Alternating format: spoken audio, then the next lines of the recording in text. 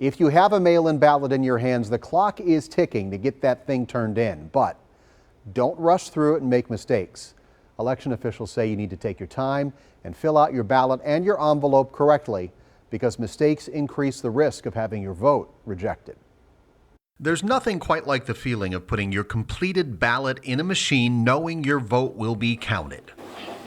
But when you vote by mail, there's a risk your vote could be rejected. And every election, it happens. A ballot gets rejected if it doesn't have the voter's signature on it, as well as the signature of a witness or the witness's address. As the Wisconsin Elections Commission's Reed Magny explained, mail-in ballots can be bounced for a list of reasons, like that missing witness signature, an envelope that was not sealed, or a ballot that arrived at the clerk's office after the deadline. In the past, mail-in volume was low, and so were rejections. In the 2016 presidential election, about 3 million voters cast a ballot, 144,000 of them by mail. Another 11,447 voters mailed in a ballot that was rejected. That's about 0.3% of all the votes cast. Hello. Are you feeling ill today? All that changed this spring as a presidential primary and the COVID pandemic collided.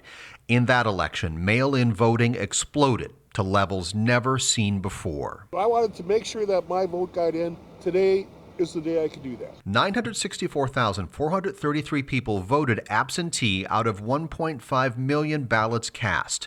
There were another 20,537 mail-in votes that were not counted because they too were rejected.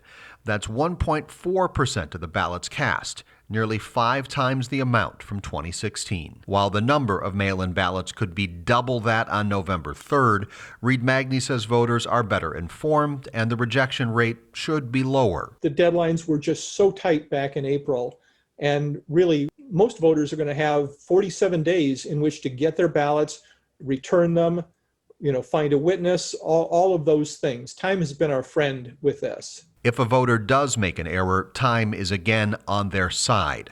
Clerks have had weeks to track down voters and let them know they are at risk of being rejected. Do they have the time to contact everybody who's made an error to save their ballot from the rejection pile? They certainly do now. As we get closer to the election, that may be difficult. Again, it depends upon how many ballots are coming in at the last minute. One other note, if you vote in person on Election Day and you make a mistake on your ballot, like you vote twice for the same race, you can void that ballot and start again, but every voter has a limit. You're capped at 3 ballots, so please keep your mistakes to a minimum.